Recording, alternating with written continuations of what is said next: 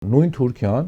Էրդողանի կառավարման ժամանակ, չնայած Թուրքիան երբեք չի հրաժարվել իր ազգային կառավարման գաղափարից, նույնիսկ անգամ երբ որ Աթաթուրքը ընդունեց այդ լաիցիզմը եւ աշխարհիկությունը եւ այլն, նա կարևոր տեղ տվեց իսլամին։ Հիմա Թուրքիան շեղվում է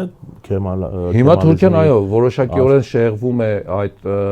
ուղուց եւ Էրդողանը փորձում է տանել ավելի ազգային եւ իսլամի դերը ավելի բարձրացնել Թուրքիայի ներսում եւ դրան հաջողվել է։ Իմիջիայլոց ասեմ ձեզ եւ իսլամի դերը Թուրքիայում բավականին բարձրացել է եւ տարբեր կառույցներում եւ այդ թվում նաեւ հասարակ ժողովրդի մեջ։ Երբ որ արևմտյան Թուրքիան այսպես համարվում էր լաիցիզմի կենտրոն, բայց այնտեղ արդեն իսլամին տրվում է հատուկ այսպես ուշադրություն, իսլամը իրենց համար հատուկ գաղափարախոսություն է։ Նրանք ձերբակալում են մարդկանց, որոնք TikTok են նկարում եկեղեցու մզկիթի բակում։ Նրանք ձերբակալվում են այդ մարդիկ, որոնք անհարգալից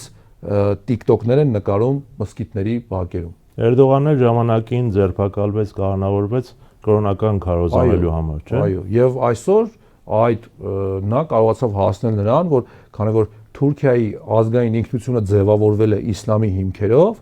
եւ իսլամն էլ շարժելու է այդ պետությունը որպես ազգային պետություն։ Եվ այսպես վրացիները նույնին ինչ են հերո գնում։ Նույն վրացական եկեղեցուն դու չես կարող անգամ մի